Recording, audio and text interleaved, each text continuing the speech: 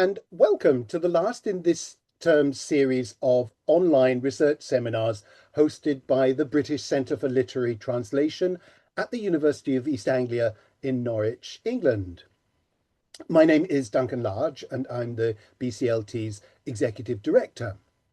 You'll be aware that this event is being recorded, and we'll be adding the recording to our YouTube channel shortly, where you'll also find recordings of all our previous seminars, together with other online BCLT events. As ever, I'm grateful to my BCLT colleagues Anna Good and Sally Dix for their technical assistance.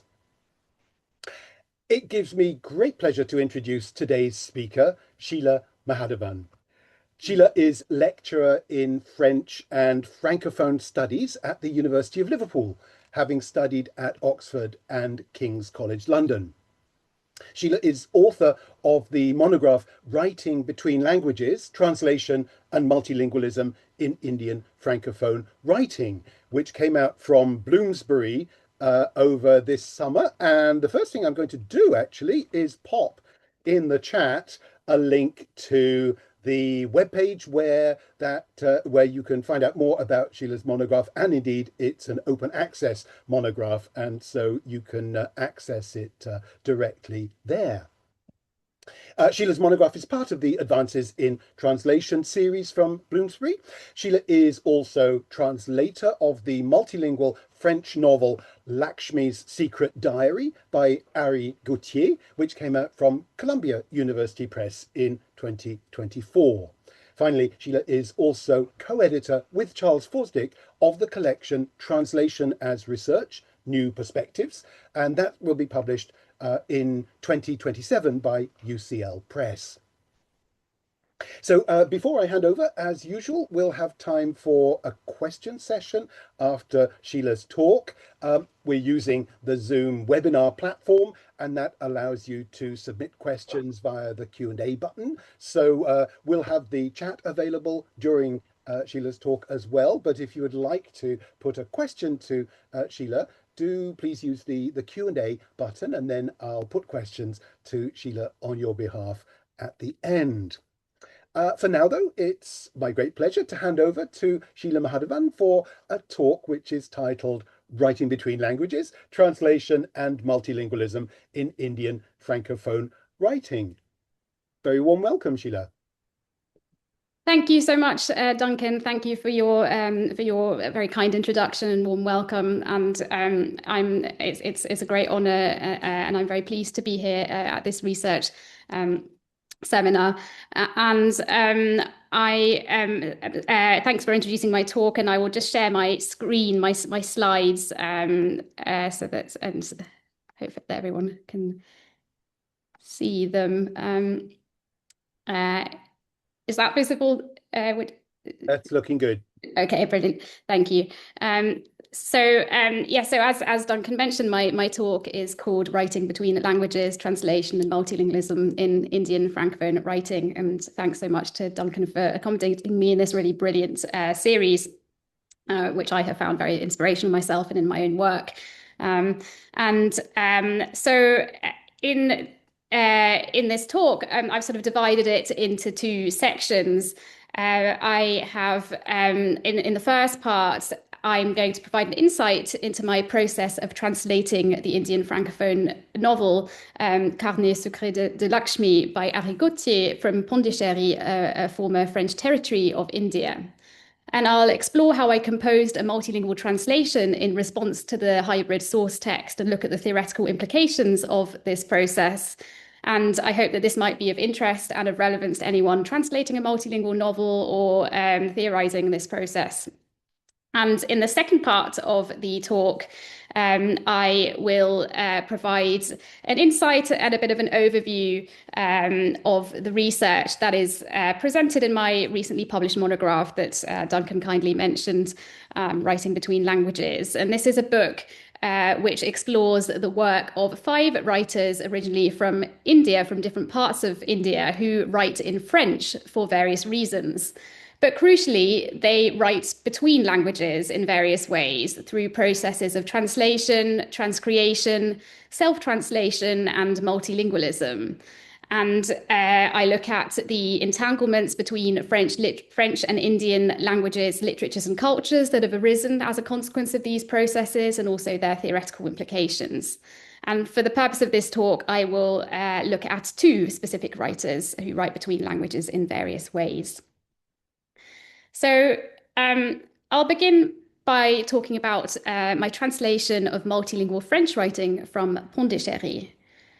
Specifically, this novel, Carnet secret de Lakshmi, by Ari Gautier, which came out in 2015.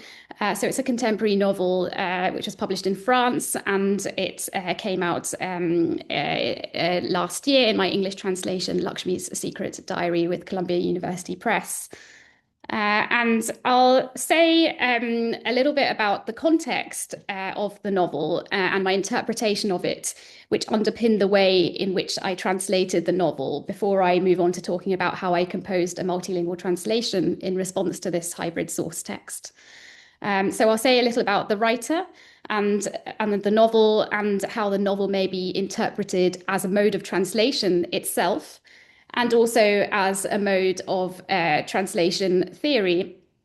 And I'll also provide an insight into the historical context surrounding the novel in relation to Pondichéry and the status of French in the past and in the present in Pondichéry. And then I will provide an insight into the way in which I composed a multilingual translation and explore the various approaches that I employed in this translation process to enact various political and cultural agendas to echo those of the source text. And I'll look at the theoretical implications of those processes. So a little about the novel to begin with that I translated, Carnet secret de Lakshmi, which was written by Ari Gautier, who is a writer who writes in French and was born in 1965. And he spent his childhood in Pondichéry in South India, which was the former capital of the French Empire in India. And the novel is set in Pondichéry. It offers a glimpse into pre-colonial, colonial, and post-independence Pondichéry. And it's a multilingual novel. It's written primarily in French, but is interspersed with languages, various Indian languages, with English, and also with a mode of language that may be described as Pondicherrian Creole, a mode of language that kind of straddles French and Tamil, so kind of a hybrid mode of language. And a distinct feature of this particular novel is the fact that it is written in French. When we think of Indian literatures, we frequently think of literatures written in Indian languages or in English. But there is a minority of Indian writers who write in French for various reasons that I look at in my monograph, and Gautier is one of these writers. He's one of the few to compose literatures in French from India, and this is a distinct feature of the novel. It's one of the reasons as to why I wanted to translate it, to kind of raise awareness of this fact, and it's also shaped the way in which I translated it, and I'll say a little more about that in due course. So the novel itself may be seen as a form of translation, because various aspects of the ancient Sanskrit epic, the Mahabharata, are translated, transformed, and are reborn in Gautier's work, which therefore sort of straddles both creative writing and translation. And this opens up fresh ways of thinking about translation, or kind of describing and conceptualizing translation. Because translation has been conceptualized using the image of a prism. Matthew Reynolds, for example, in his volume Prismatic Translation, talks about translation as an act which opens the plural signifying potential of the source text, spreading it into multiple versions. And the image of the prism corresponds to this process, whereby one beam or one version is refracted through the process of translation into multiple versions, multiple beams.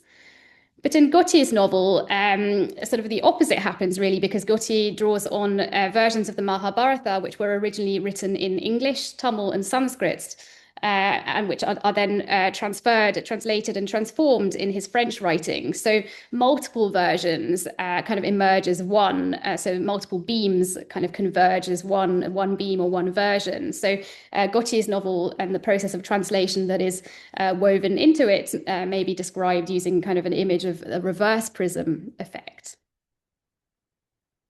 And the process of translation that Gautier weaves into the novel may be described as a process of transcreation, a term that is commonly used in the Indian context and used in the context of describing Indian literary and translation traditions as creative translations of ancient Sanskrit spiritual texts. And this is frequently seen to be sort of a very radical, sort of and liberal and free translation process. And this fluidity of boundaries between translation and creative writing that Gautier's novel exemplifies is commonplace in India. It has been for several centuries and continues to be so today. So much so that it's been suggested that Indian literary traditions are essentially traditions of translation.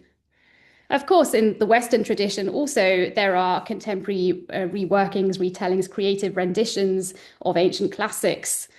For example, Ted Hughes' Tales from Ovid, and there are several. So this practice exists in the West as well. But nonetheless, it seems that this process of transcreation is particularly commonplace in India. And I've explored various reasons as to why that might be in my monograph in more detail. Not only may Gautier's novel be seen as a form of translation, but it may also be seen as a mode of translation theory, one which illustrates and explains the process of translation that is woven into the novel. The novel describes the process of reincarnation. In French and in my English translation, this particular extract describes this process of reincarnation that appears in the novel. So just as a man casts off his worn-out garments and adopts new ones, the soul rejects its spent body and enters others that are new. And so this very much describes the essence of reincarnation, which involves transfer and transformation. So elements are retained, but are also significantly transformed in the process of reincarnation. And reincarnation is also a theme in the novel. It's dramatized in a particular chapter and scene in the novel. There is a character who is a kingfisher who transfers his soul to a fish at one point and perishes. He emerges in a reincarnated form as a flying fish, so aspects of his previous form are retained, namely his wings, but other aspects are new in his transformed form, namely the body of the fish. And this may be seen as a sort of allegorical depiction and an illustration of the process of transcreation, which is used in the novel itself, because there are aspects of the Mahabharata which are translated and are retained in the novel, but are also transformed as they intersect with Gautier's creative writing. And so this scene of reincarnation very much theorizes and explains this very process that is used in the medium of the novel itself. And in fact, transcreation has been described as a rebirth or incarnation of the original work. And in this regard, the novel may also be seen as a born translated novel, a term that Rebecca Valkovits uses to describe works in which translation functions as a thematic, structural, conceptual, and sometimes even typographical device, because translation functions both as a medium and as a theme in this work. One of the things that I explore in the monograph is the extent to which the term transcreation may be also a problematic term, even though it is used extensively.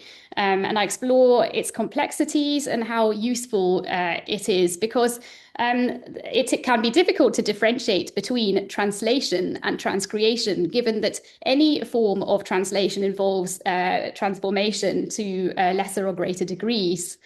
Jhumpa Lahiri reminds us of this in her work Translating Myself and Others, where she says that all translation must be regarded first and foremost as a metamorphosis, a radical, painful, and miraculous transformation in which specific traits and elements are shed and others are newly obtained. And that very much resonates with the idea of transcreation, which also involves transformation. And it resonates with this idea of reincarnation as well. And so it can be difficult to kind of separate translation and transcreation, maybe differentiate between these terms. But nonetheless, I have also demonstrated in my monograph how transcreation can be used in fruitful and useful manners as well. I'll now say a little about the historical and political context of the novel that I translated. As I mentioned, it is set in Pondicherry, the former capital of the French Empire in India. And the French Empire had a lengthy presence in India and ruled over certain regions of India that you can see on this map for almost 3 centuries. And these regions were kind of scattered across India, although the British, of course, ruled over a larger geographical space in India. And the indigenous language of Pondicherry is Tamil. And this region, Pondicherry, was occupied by the British also on several occasions. So there was constantly a rivalry between the French and the British, who were constantly vying for power, which very much characterized India's colonial history. And a number of French buildings were erected in Pondicherry during the colonial period, such as this one, which is the former French Governor General's residence, and which remains today. And French was a dominant language during the colonial period. But today, French has a very kind of distinct status in Pondicherry compared to other parts of the world. It has a very fragile presence in Pondicherry today. Tamil became an official language of Pondicherry in 1965 in the independence period, and English and Tamil are dominant languages of Pondicherry today. So if you walk the streets of Pondicherry, you'll largely hear these languages, English and Tamil, spoken, and you'll rarely hear French. So while French may be seen as a kind of major global language, it's maybe seen as an endangered and a fragile language, both in Pondicherry and in India today. And it therefore has a different status compared to the status of French in other former French colonies, such as Algeria, Montreal, Mauritius, where French remains a dominant language. And this had particular implications for the ways in which I translated the work, as I'll mention in a minute. And not only has French become erased from the soundscape of Pondicherry to a large degree, but also sort of visible architectural traces of the French past. The French Empire in Pondicherry have largely been erased as well. The former Hôtel de Ville collapsed in 2014, unfortunately, for example. And a number of other French buildings have kind of run to ruin, become dilapidated, and their kind of original function has sort of drifted into oblivion. There have also been intentional acts of decolonization and translation within the urban landscape. A number of road signs have been retranslated in the post-independence period, as is common in a number of colonial cities around the world. So French road names have been translated into Indian ones during this period. A good example is the Rue Duplay, the former Rue Duplay, which was one of the main roads of Pondicherry, named after the former French Governor General of this city. And it's been translated into the Jawaharlal Nehru Street, named after a former Indian prime minister. So a French leader has been translated into an Indian political leader. And as you can see there in that image, there's only Tamil and English visible on the sign, and French is not visible. It's been erased from the landscape to a large degree. However, in contrast, there have been in recent years and in recent decades acts of French heritage preservation, a desire to kind of revive and memorialize the French past, sort of triggered by a sort of nostalgia for the fast fading French past of this city and a desire to kind of assert the distinct features of Pondicherry. And so reversing the sort of process of erosion and decolonization that I've just mentioned, there have been acts of French memorialization and heritage preservation. The Dupleix statue, for example, which was once removed from the landscape, has now been restored to the seafront, and bilingual French-Tamil road signs have been erected throughout the city. And the former French town hall has been reconstructed according to a French sort of architectural style. And so post-independence Pondichéry is sort of maybe seen as a site of conflict between the erasure of the French past and a revival of the French past. So there's very much a sort of tension there. And where does the novel situate itself in relation to this sort of complex dynamic and in relation to this conflict? Carnet Secret de Lakshmi may be seen as a literary act of French heritage preservation, one that revives the French past of Pondichéry through the act of writing in French. And also, the narrative on occasion unearths former French road names that are now invisible and are lost in the contemporary Pondichéry landscape. For example, there was once a road named Rue d'Orléans, and that road name is no longer visible if you visit Pondichéry today. It's been retranslated into a Tamil name. But the novel sort of restores, exposes, and excavates and memorializes this invisible and forgotten French name. So the novel acts as sort of it functions as a sort of literary act of French memorialization and heritage preservation, echoing the acts of French heritage preservation that are underway, the urban acts of French heritage preservation that are underway and visible in the landscape of Pondichéry.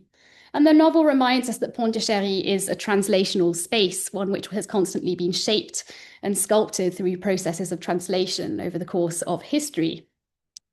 And here I draw on the extensive work on urban processes of translation in various colonial cities around the world by Canadian translation theorist Sherry Simon. So all of this sort of context and interpretation had implications for the way in which I composed a multilingual translation in response to this translational and sort of multilingual source text. And I've explored some of these and discussed some of these in my translator's note to the novel. But I'll highlight some of my approaches here. In particular, I retained a number of French words in the English translation as an act of French heritage preservation, echoing that of the source text. It seemed right that just as the writer was trying to memorialize the French past and deliberately sort of write in French despite being very multilingual, it seemed right to kind of make this agenda very visible in the English translation and not obliterate it by carrying over some French words into the English translation. And also, by rupturing the English text with French words, I sought to gesture to the kind of former political tensions and the rivalry between the French and the British, which had ensued throughout Pondichéry's colonial history. And another reason as to why Gautier writes in French is to challenge the dominance of English in India today. English is very much dominant in all spheres of life in India today, but is also dominant on the literary landscape. And French is very much a sort of invisible or overlooked facet of India's multilingualism and multilingual literary production. And so the act of writing in French kind of illuminates this sort of this minority strand of India's literatures, and it seemed right to preserve that and remind the reader that that they're reading a book written originally in French by keeping some of the French words in the English translation. So I composed a multilingual translation in this way to enact various political and cultural agendas in response to those of the source text. And another approach that I took in my composition of a multilingual translation involved the inclusion of the odd Tamil word included in the English translation that wasn't actually present in the source text. I noticed that in my sort of research and close reading of the source text that a number of scenes and conversations were actually taking place in Tamil, even though they were presented and were written in French. And this is because they were set in remote areas of Pondicherry where French hadn't necessarily permeated and Tamil was still commonly spoken. And so to convey the sense that these dialogues were taking place in Tamil, even though they were written in French in the source text, I decided to include the occasional Tamil word in the English translation to kind of signal and gesture to this sort of to the fact that the dialogue was taking place in Tamil. So I put an example there. This is a dialogue between a mother and a son in a fishing village of Pondicherry. The son says, Maman, il y a un chien dehors. And the mom says, Chasse-le, répondit une voix de l'intérieur. And my English translation there is below. And what I've done is I've translated the French word maman for mum into amma, the Tamil word for mother or mum. So I've translated not from French into English, but from French into Tamil on this occasion, even though there isn't Tamil in the corresponding source text extract. And so these processes of composing a multilingual translation in this way opened up fresh ways of thinking about translation and perhaps offered alternative models of translation as well. Translation is, in the case where I added Tamil to the English translation, in that instance, translation involved the multiplication and the addition of languages rather than a direct transfer between a source text and a target text. And it was also an act which illuminated sort of invisible languages that were present in the source text, but maybe not explicit on the page and very visible in that sense, but were kind of lurking behind the facade of the French text. And where I have included French vocabulary in the English translation, this complicates the idea that translation involves a substitution of one language for another. I haven't always substituted French for English as one might expect, but instead I've retained and preserved French from the source text in the translation. And in that case, then the source text language, French, becomes the target text language itself as it becomes transferred into the translation. And so the boundaries between source and target text languages are blurred on that occasion. And not only did this sort of self-reflective process of translating offer new ways of thinking about translation, but it also opened up some fresh reflections on literary multilingualism. I included a number of words of Indian languages in the English translation to echo the words, the multiplicity of languages that were woven into the source text, and a number of Indian languages were also woven into the French source text. And it occurred to me that this strategy might mean that these words of Indian languages in the English translation might be more explicit and visible for a British or an American readership compared to an Indian readership for whom moving between and code switching between kind of Indian languages and English occurs sort of almost unconsciously. It's commonplace in the translational and multilingual existence of Indians. And so it became apparent then that the linguistic framework of the readership in the context is what can specifically determine the effects and the visibility of multilingual poetics in any text or in a translation. And it's useful to take that into account when composing a multilingual translation, when translating multilingualism or sort of theorizing this process. And consequently, a text can be seen as both monolingual and multilingual, owing to its simultaneous reception in multiple contexts where the linguistic frameworks might be different. And so this served as a reminder that the self-reflexive act of translating and kind of the practice of translation in translation studies can serve as a very useful sort of theoretical tool to open up fresh ways of thinking about translation and about multilingualism. And a useful sort of mode of research in this manner, as well as an art form. So in this first part of the talk, I've looked at the ways in which Gautier's writing itself is a mode of translation and is multilingual. And so he writes in between languages in various ways. And I too have written between languages in various ways in my composition of a multilingual translation in response to that text. And in the next part of my talk, I will look at two further Indian Francophone writers from different regions of India, from Goa and from Mahe in Kerala, who also write between languages, but in various in different ways compared to Gautier. I'll proceed to talk about the writer Manohar Rai Sardesai, first of all, who was an award-winning Goan writer and translator of Konkani and French literatures. Konkani is an indigenous language spoken in Goa, and Goa was held under Portuguese rule for several centuries, and Sardesai lived during this colonial rule of Goa. And so it might seem surprising that Sardesai decided to write in Konkani and French rather than Konkani and Portuguese, for example. But French had a very distinct and unique status in colonial Goa. It was the language of the elite, a language of culture, and seen as a language of the intellectuals. And Sardesai had a very great affinity with the French language and the French culture. And he completed a doctorate in French literatures in France. And as he traveled to France, he also sort of self-translated himself into a French poet. So he started practicing as both a Konkani poet and a French poet and wrote between these languages in various ways.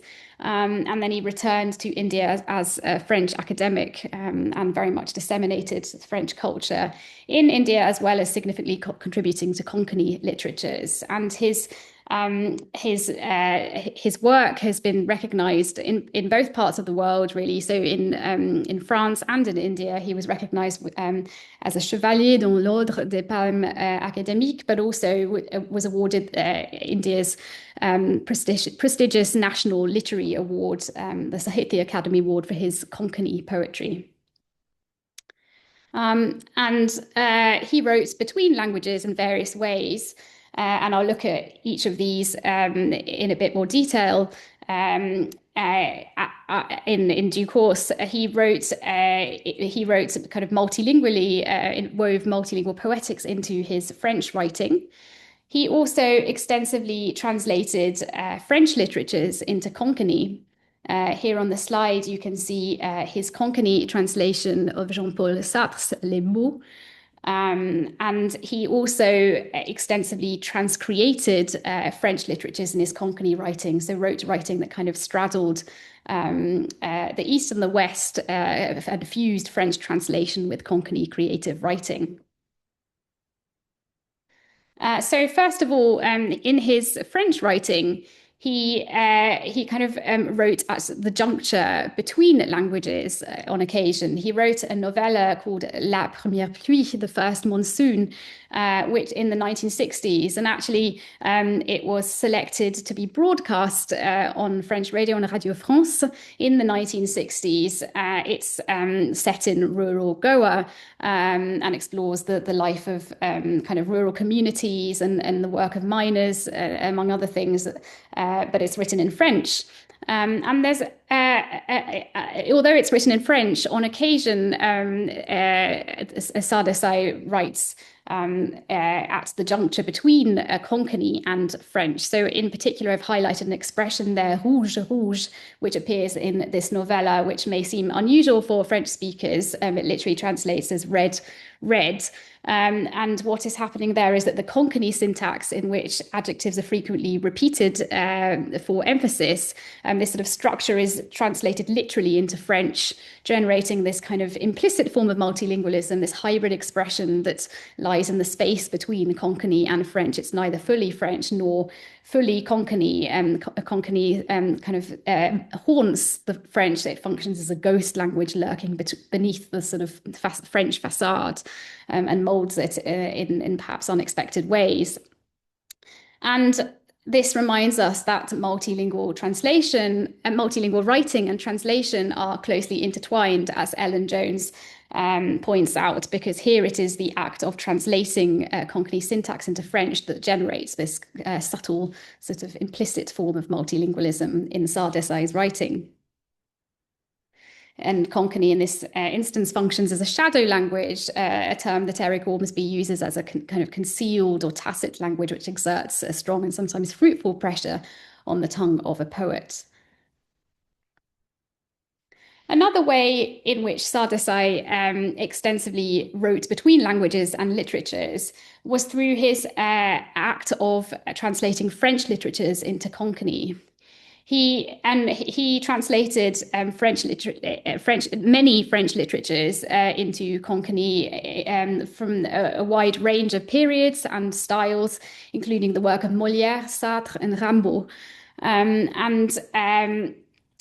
He did this for a particular reason. He was writing at a time when the Konkani literary tradition and the Konkani literary canon had been stunted. Its development had been stunted as a consequence of the colonial rule of Goa and the imposition of Portuguese culture and literatures during this time. And Sardesai was an anti-colonial freedom fighter, and his political literary pursuits were often closely connected. And he very much believed that the way to consolidate the Goan identity in the aftermath of the colonial rule was through the consolidation of the Konkani literary tradition and the rejuvenation and development of this sort of nascent literary tradition. He wrote that a growing literature has to take inspiration from other fully grown literatures. And the inspiration that he specifically, the grown literature that he specifically sought inspiration from was the French literary canon. And so he extensively translated French literatures into Konkani to inject new ideas, aesthetics, themes, and forms into the Konkani literary canon to inspire other Konkani writers and to develop this canon. He also stated that though the gold used is French, the goldsmith is essentially a Goan, highlighting the kind of centrality of French literatures in the development of the Konkani literary tradition, and highlighting it also highlights his the respect that he had held towards French literature specifically. And this process very much resonates with the words of Susan Basnett in a chapter that she's recently written, Beyond Faithfulness, where she says that translations are powerful. When we look at the history of literatures, we find translations playing a significant role by introducing new ideas, new forms, new ways of thinking into the receiving culture. And Sardesai's work very much reminds us that it was the translation of French literatures that played a significant role in the development and the rejuvenation of the emerging Konkani literary canon at a key moment of its development and its history. Sardesai also wrote between languages and literatures in a further way. He extensively transcreated French literatures in his Konkani writing. So I've previously suggested that transcreation may be seen as a sort of mode of writing that fuses the role of author and translator and kind of straddles creative writing and translation. And he kind of transferred and translated and transformed particularly the work of French writer Victor Hugo into his Konkani poetry. He sort of particularly was inspired by the sort of themes and the aesthetics of Hugo's work. and was perhaps particularly drawn to the work of Hugo because both writers were writing at a time of political turmoil and revolution, even though they were working in different sort of periods and contexts. And he also transcreated the French poetry of 19th century French poets Verlaine and Rimbaud. This is visible not only in his Konkani poetry, but also in some poetry that he wrote in French and English.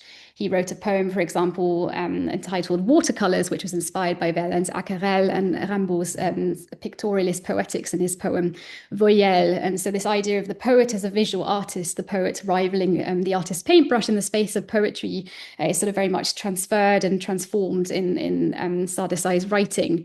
And in fact, he not only sort of transcreated the work of these writers, but he also translated their work directly into Konkani as well to kind of inspire other Konkani writers to emulate these styles.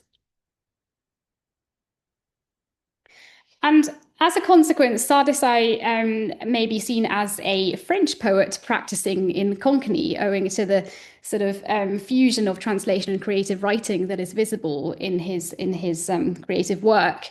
This resonates with the words of another Indian translator and writer, Dilip Chitre, who wrote in Marathi, another Indian language, but who was also very inspired by French literatures. And he said, "My concept of poetry was French. Today, a writer can choose his model from anywhere in the world." And this sort of very much resonates with what can be said of Sardesai's work as well. He can also be seen as a French poet practicing in Konkani, owing to these processes of translation that very much shape his work. In the final part of my talk, I will cast light on the work of another Indian Francophone writer from a different region of India, this time not from Goa on Pondicherry, but from Mahe in Kerala in South India. This is the work of M. Mukundan, who also wrote between languages in various ways, but in other ways compared to the writers that we've just seen. M. Mukundan is an award-winning writer of Malayalam literature. So Malayalam is an indigenous language of Kerala. And he was born and raised in Mahe, which was a former French territory of India. And so he was very well acquainted with the French language and the culture and French literatures. And a lot of his Malayalam writing documents the French history of Mahe. So, for example, the book cover that you can see here on the slide is one of his award-winning works. It translates as "On the Banks of the River Mahe," and it describes the kind of French colonial rule of Mahe. And Mukundan wrote between languages in various ways. His Malayalam writing is interspersed with French vocabulary. And he also wrote Malayalam transcreations of specifically 20th century French literatures, and even self-translated his Malayalam writing into French. And it's these latter two acts of writing between languages that I'll focus on specifically.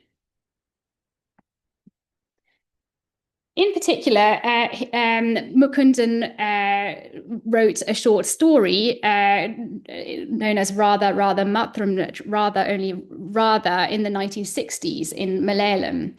And this was seen to be one of the most important short stories of the Malayalam modernist movement, a literary movement that kind of emerged in the 1960s in the aftermath of the colonial rule of Kerala, where writers were seeking new directions.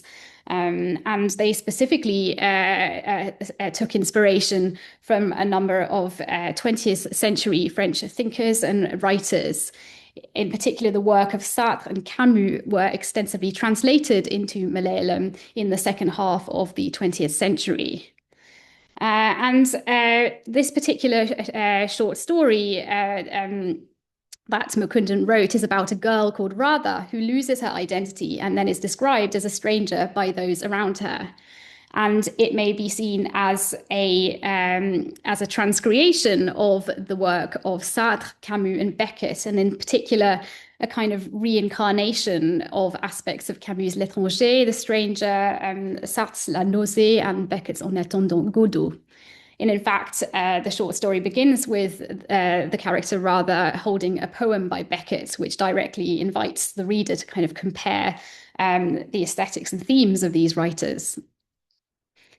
Again, it's a mode of writing that kind of straddles translation and creative writing and transfers ideas and thought from France and from the French literary canon into the Malayalam literary canon to ignite and the sort of this new literary movement, the modernist movement.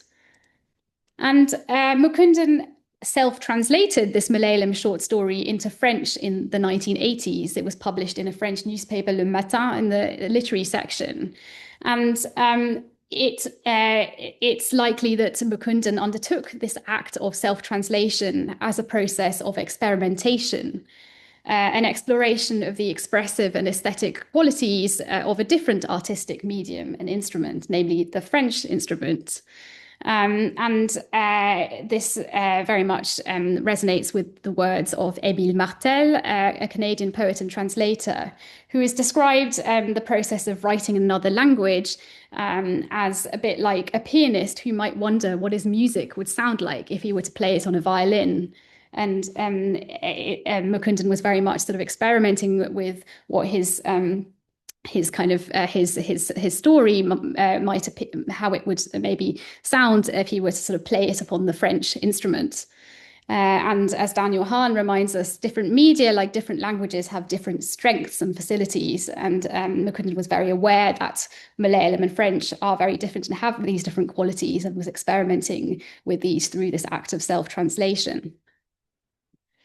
And I think another reason as to why Mukundan sought to translate his Malayalam work into French was to explore how the writing might take on a new identity through the process of self-translation into French.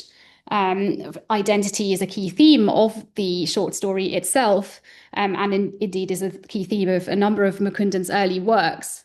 And so this sort of process of self-translation enabled the writer to see how his writing might sort of appear and how it might have a completely different identity, perhaps in French. And indeed, the French version does have a somewhat different identity compared to the Malayalam version, because it involves a slight loss in identity compared to the Malayalam version, as a number of references to the Kerala culture have been erased in the self-translation process to domesticate it for a Western audience. And also the self-translation involves, the French version involves a number of embellishments. Adjectives have been added for heightened dramatic effect, for example. A number of sentences have been sort of extended. And so the French version does take on a new identity and is to an extent different compared to the Malayalam version. And this corresponds to what is often said about self-translations, that it is the creation of two very often sort of different texts, to the extent that they may both be seen as originals. As Santoyo suggests, the self-translated text is a second original rendered into a second language with all the liberty an author enjoys. And that's very much exemplified in Mukundan's self-translation practice. And so overall, in this talk, I hope to have sort of cast light on the ways in which Indian Francophone writers have written between languages in various ways to facilitate Indo-French literary exchange. And specifically, through the lens of their work, we can see how French literatures have extensively traveled to certain regional traditions of India and have had a significant impact on these traditions, so much so that they can be seen as sort of transnational literatures. And so too, the act of multilingual writing and processes of translation undertaken by such writers has contributed to kind of a hybrid and transnational and translational French literary canon as well. These acts of writing between languages remind us of the words of Octavio Paz, whose words I'll read just to conclude this talk. No trend, no style has ever been national. Styles pass from one language to another. And so sort of this very much it becomes visible through the study of the work of Indian Francophone writers and the ways in which they write between languages. So I'll thanks for listening, and I'll stop sharing my slides there. Wonderful. Thank you so much, Sheila. What a wonderful presentation. And I've I've got so many notes here. I'm sure our audience have too. Can I invite our audience members at this stage to please pop any questions into the Q&A?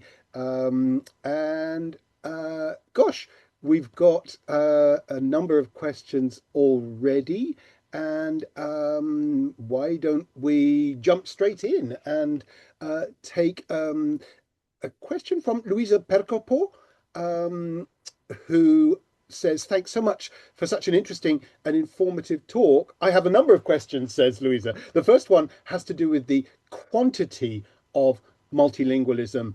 If you allow me this expression, that there is in the novels, especially in the first one. In particular, I'm thinking of the common accusation that multilingual writings still have today of not being fully comprehensible to a monolingual reader, if there ever was one.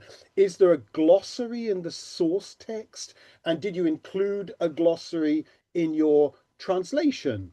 The other question relates to the relationship between author and translator. Was there any? When you included the Tamil words in your translation, how was that received? So a second question about your relation to Ari Gautier, question mark. But firstly, about the quantity of multilingualism in the source text, and whether you used a glossary, whether there was a glossary in the source text. Thank you. There's a lot of several very great questions there. Thanks very much for these. So in terms of the quantity of, I suppose, forms of multilingualism within the source text, so there was a range of different kinds of multilingualism. There were kind of very explicit forms of multilingualism where there were the vocabulary of the various languages was very obvious and visible on the page, but then also, and there are a number of those instances, but also there were these more implicit forms of multilingualism where this sort of another language lurks beneath the French, and it's kind of you can tell that something unusual is going on there, but maybe it needs a bit more detective work, I suppose. So there was this kind of spectrum, I suppose, of forms of multilingualism that are exhibited in the source text. And actually, the author had translated some of these terms in using footnotes, actually, in the source text. So I suppose the source text was a site of translation in that sense as well. There wasn't a glossary, but he'd sort of tried to explain them for a French, particularly Indian words of Indian languages, for example. He tried to explain them for a French reader because this book was published in France, and as I mentioned, French is rarely spoken and read in India, so he perhaps felt the need to do that. In my own translation, so obviously there are so many. There's a big debate around kind of the use of glossaries, footnotes, endnotes for multilingual poetics within the translation. So I haven't used a glossary or footnotes or endnotes in my translation, but have instead kind of sort of tried to integrate a kind of a gloss or given clues within the text itself, so as not to disrupt the fluency of the reading experience.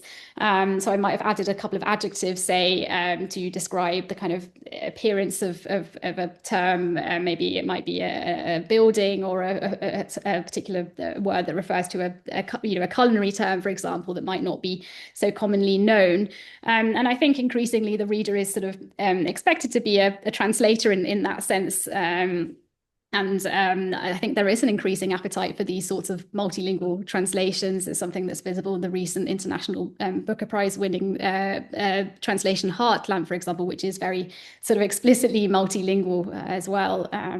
So I think that's some of the. I think I answered some of the questions. Was there anything else there in terms? Very much so. There was a rider, wasn't there, around your relation Yeah. to Ari Gautier? Yes. Yeah, no, that's a good question. Actually, there was very little kind of I suppose interaction between us during the translation process. I think the author thankfully very much understood that translation is a kind of creative sort of transformative process, in its own right, and he understood that the text would become sort of transformed to a degree in the process, and kind of trusted me, thankfully, with that. There were times when I consulted him for a few particular bits that where I had done the research, but nonetheless just wanted to be sure that I'd understood it correctly, or particularly for the cultural terms that were quite hard to track down. But there was limited interaction, I would say, in terms of the translation process itself. Thank you. Some very nice comments and thanks in the chat. Subhashri Biman says, thanks for the lecture. It's fascinating. I translate from French to English and Tamil and focus on Indian authors who specifically write in French, like Shumona Sinha and the Tamil author Krishna Nagarathinam, who writes and translates to French too. This is the single most important lecture I've attended on the subject. Thanks again. So some very warm words from our audience in the chat. Louisa thanks you for your response and says, yes, I agree, absolutely. Hina asks, your work writing between languages is fantastic and does a lot to investigate Francophone writing. What would you like to see further scholarship address and investigate to further the scholarship, particularly around Pondicarian Francophone writings? That's a really interesting question. I think that's so the corpus of Indian Francophone writing is quite small, but it is growing with kind of the two sort of main writers today. From one from Pondicherry and then also the work of Shumona Sinha, originally from Calcutta, who's an award-winning French writer. I think sort of research is kind of focusing increasingly on the work of these two contemporary writers from India who write in French, but very much it has been an understudied area, there hadn't been sort of a monograph written on Indians who write in French, and so I'm really pleased to see that this area is growing in terms of the corpus itself. I think there is one other writer from Pondicherry, K. Mahadevan, who is also continuing to write in French. He's primarily a playwright, and so I think perhaps future research might kind of explore his work as well. I'm just thinking, of course, I mean, the French literary canon has expanded so much in recent decades and with the notion of francophonie. But presumably you're aiming to broaden that concept even further, given that that you're arguing that the French literary criticism has so far failed to really do justice to these writers. Yes, exactly. That's right. And I think a big, I suppose, surprise of the research was also that Indian writers who write in French haven't come necessarily always from the former French territories of India, like Pondicherry, but had written in French for other reasons and from other parts of India, beyond these former French regions. But it did seem to be a kind of a blind spot, I suppose, in research, perhaps just because of the kind of the limit, the kind of small nature of the corpus, I suppose, compared to African Francophone literatures or other literatures. So it's very much a peripheral tradition. Nagihan says, thank you so much for your amazing talk. Do you think that the shift from French, not directly into English, but into Tamil, foregrounds the translator's presence? That's a really good question. Yes, I think it does. I suppose that's particularly visible if you compare the two texts and you see that the Tamil vocabulary is explicit in the translation, but is not explicit in the source text. It's been added, as it were, this vocabulary that wasn't there directly into the source text. But nonetheless, it sort of signals or illuminates this language that was nonetheless sort of present there in a sort of implicit manner. And I felt it just important to make that visible. And yes, I think it does make the translator's intervention more visible. I mean that was for me as well one of the really most sort of fascinating moves that you were describing making as a translator, and I was just wondering, would you want to argue that that approach is generalizable? In other words, would you say that it could be applied in the case of translating texts which are not so obviously at least multilingual in the source text? Because in a way you're multilingualizing as you translate, is how you were describing. And I love that image of the kind of the reverse prism that you used early on, taking that image from Matthew Reynolds. Presumably, then you're kind of so the source text author is reversing the prism uh, in turning a multilingual situation into French, and you're kind of re-multilingualizing again. You're reversing the prism again in your translation. I'm just wondering then, is that sort of multilingualizing approach, is that generalizable, to come back to that question? That's a really interesting question and a really brilliant observation about how the prism then sort of it doesn't just converge actually as one language, but actually the addition of languages that makes it again sort of turns it into a several languages that they're more is hybrid as well. Like you say, in terms of as a practice in general, I think here I felt able to do this because it was such a sort of hybrid source text, and so I felt that kind of holistically I was able to kind of correspond to the plurality of languages that were woven into the source text in the translation by adding in this word. I know this other translators like Ross Schwartz have done similar things where a word might not have been explicit in a, say, post-colonial Cameroonian Francophone novel, but a word of a Cameroonian language, but nonetheless this has been added into the English translation just because to capture the fact that it might be set in Cameroon and also the kind of general hybrid nature of the source text.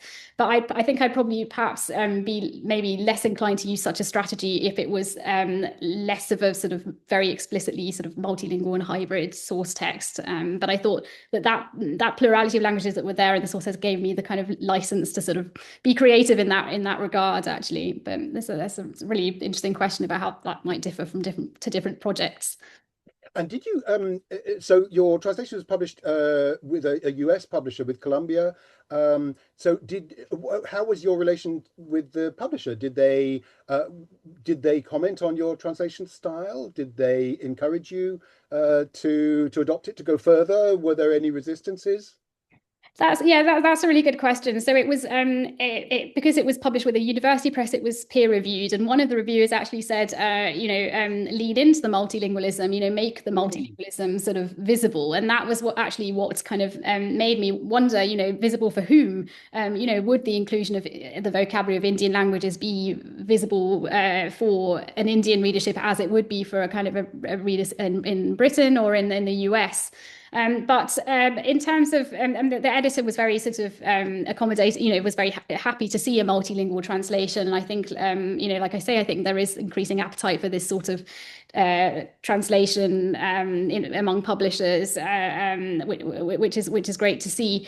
There were, like you say, it was published in the US, and that added a further element of multilingualism to the translation that I hadn't expected, because I'd written it in a sort of British idiom, which I was most familiar with, and I kind of also felt that this made sense given the kind of British colonial history of India as well. But the copy editor actually sort of Americanized it to some degree. So dustbin was turned into trash can, for example, and things like that. So it actually ended up kind of more hybrid, multilingual than I had perhaps anticipated it to be. But although I wasn't too sure about that initially, I feel that it overall kind of captures the sort of general hybridity of the source text and the multilingualism there.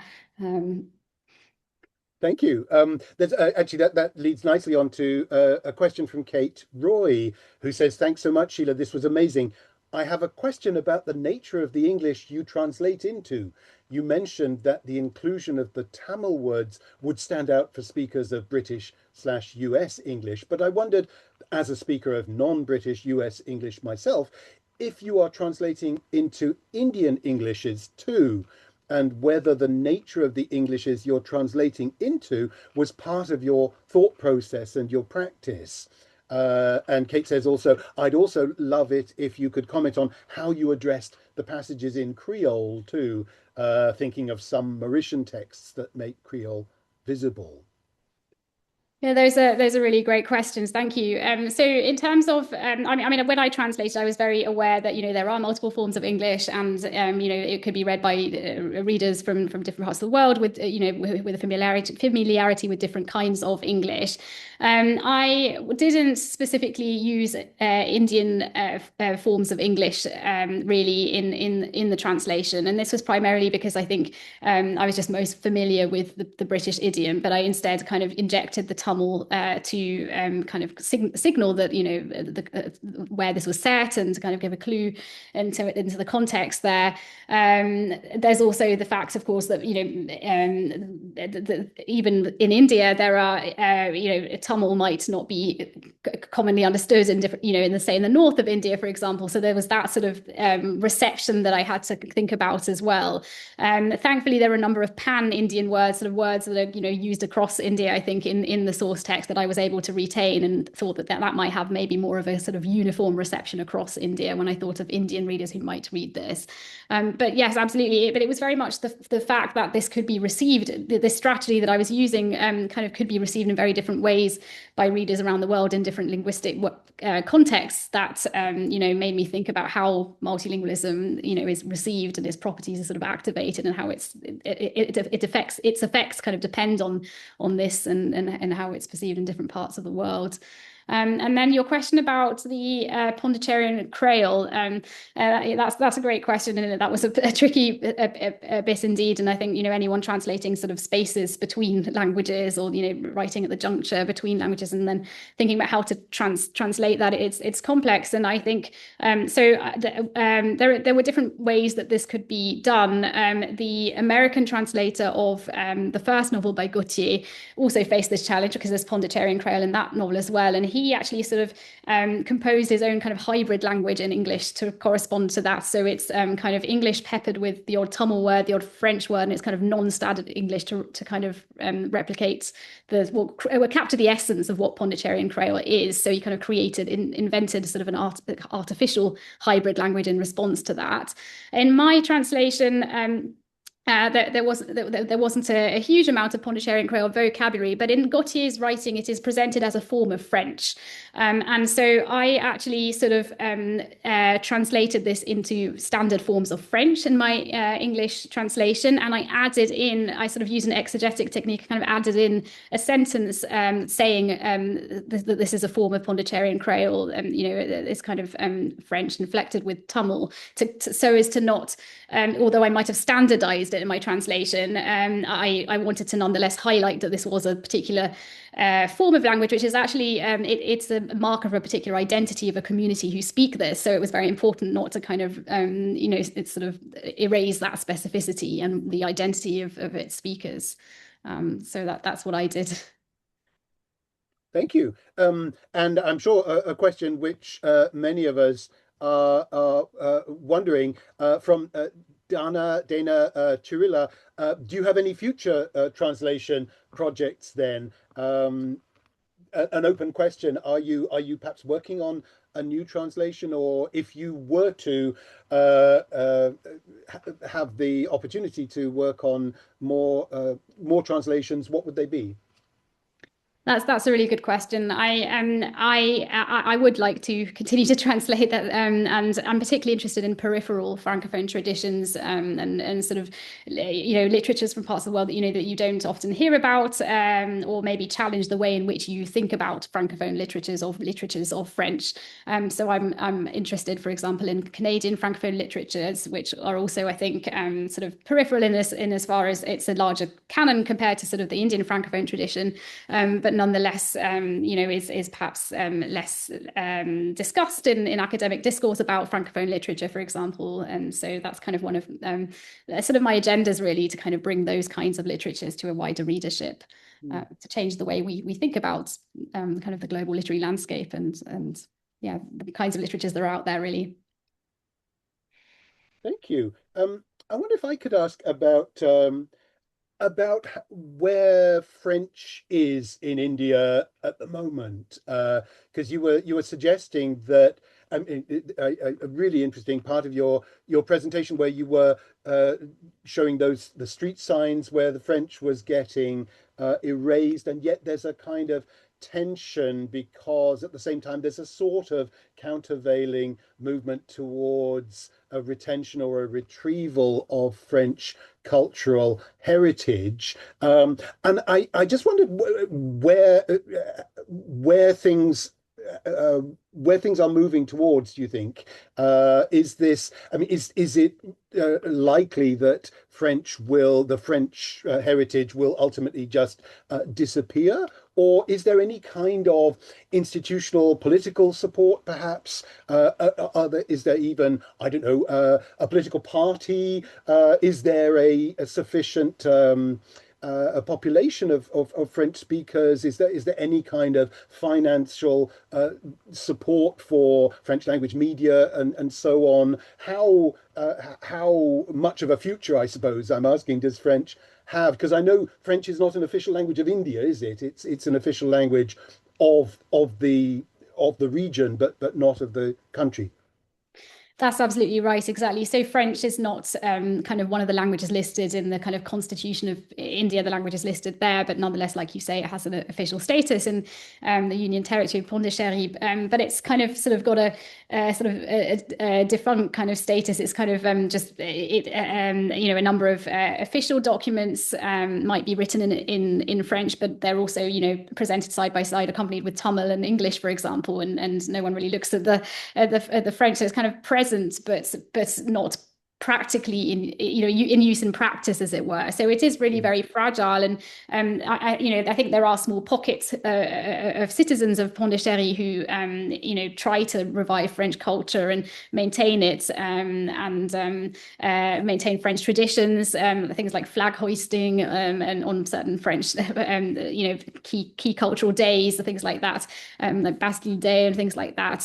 But it's very much a minority. It really is a sort of a fragile a language in that respect.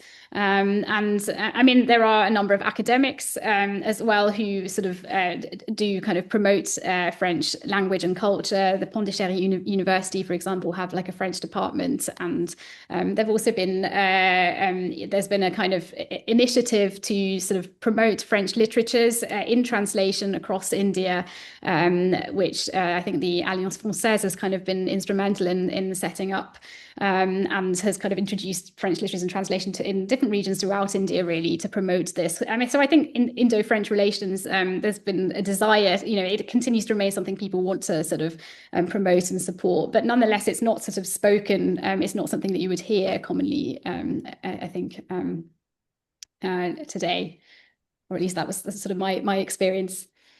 Thank you. And thank you to Subhashri Biman, who has put in the chat that the Institut Français d'Inde and Alliance Française have some very good programs that foster translations of French literature into Indian languages. The Institut Français d'Inde have publishing grants and translation residencies. So there is, because that was one of my questions as well, whether there's any kind of institutional desire on the part of French cultural agencies, and clearly there is. So would you say that the likelihood of French language writers emerging from India is strong in future? Are there going to be further generations of Indian French language writers, would you say? I think possibly not from the former French regions of India, because I think there are just very few who have had that experience and that immersion and kind of have sort of passed it on to generations. But there are others, people like Shimona Sinha, who have travelled to France and then have studied there.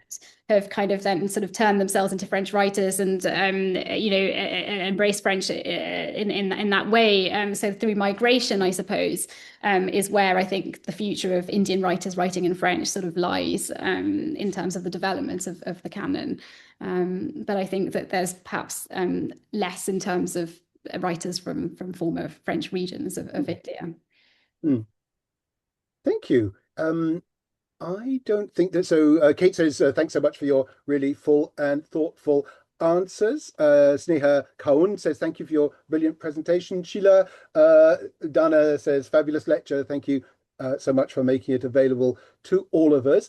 I'm not seeing any more questions in the chat or the Q&A. So this is last chance to ask Sheela your questions. I wonder if in the meantime I can ask then about the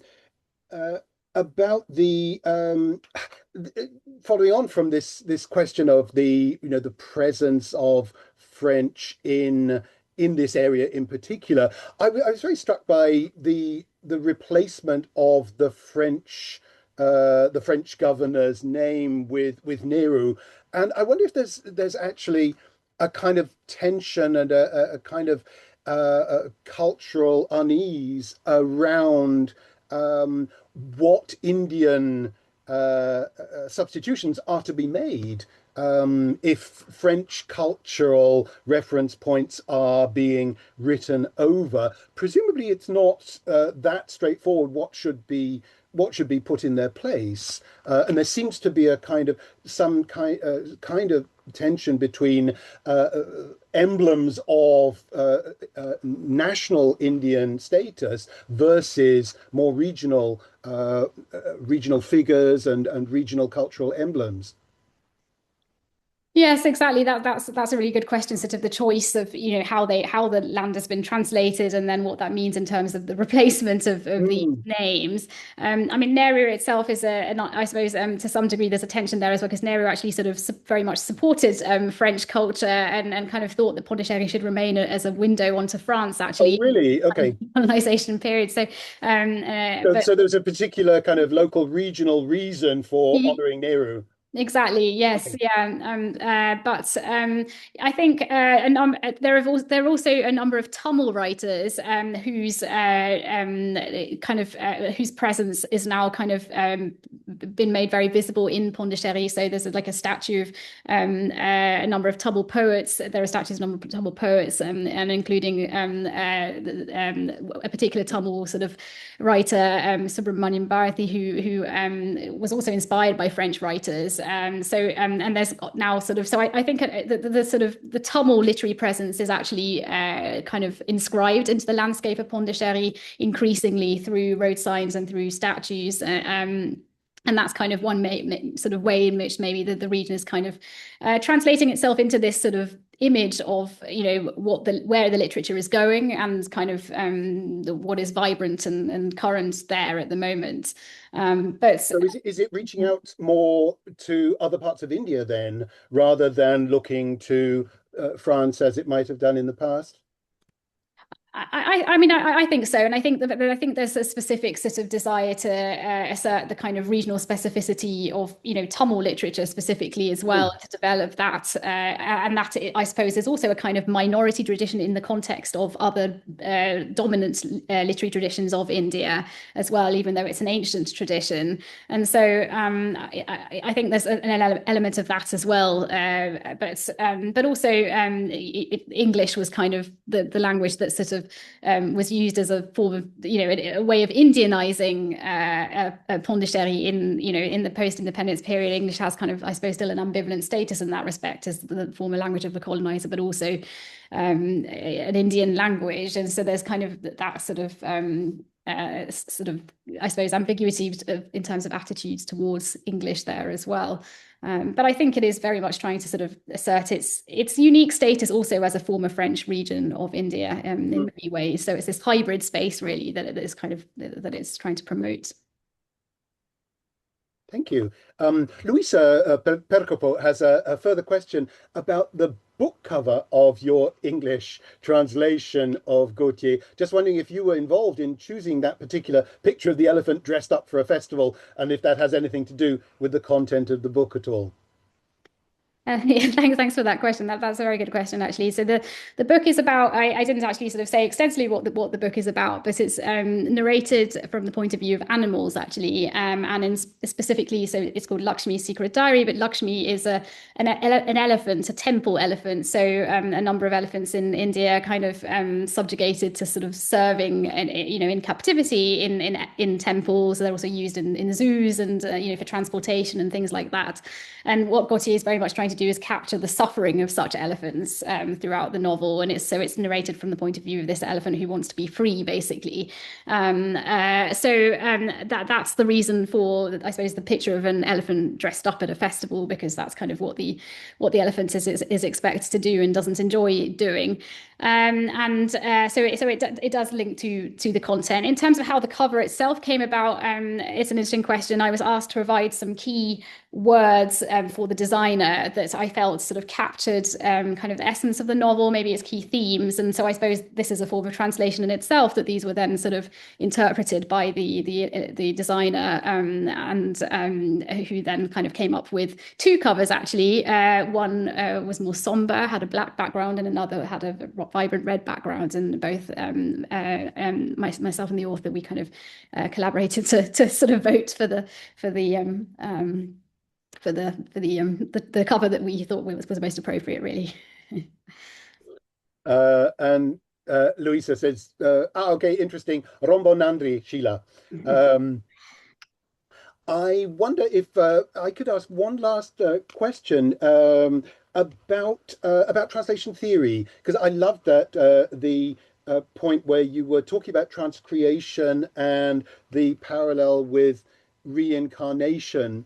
And it reminded me of a text which we read in one of my modules, where we look at Indian translation theories, and an article from a Wasafiri article from Shibani Pukan called Towards an Indian Theory of Translation, which focuses very much on transcreation as a particularly Indian approach to translation. And I was interested that you were citing Gopinathan around transcreation, and I was just wondering how important for you in your critical writing Indian translation theory is.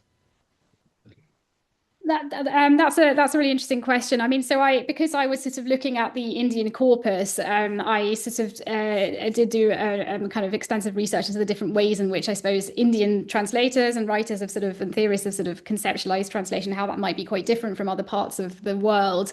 And I was particularly struck by, of course, the kind of multitude of terms, Indian terms, which Harish Trivedi has written about, that are used to describe translation in the Indian context, and many of which kind of don't necessarily focus on sort of faithfulness or accuracy, but kind of more sort of change and form or transformation, that sort of thing.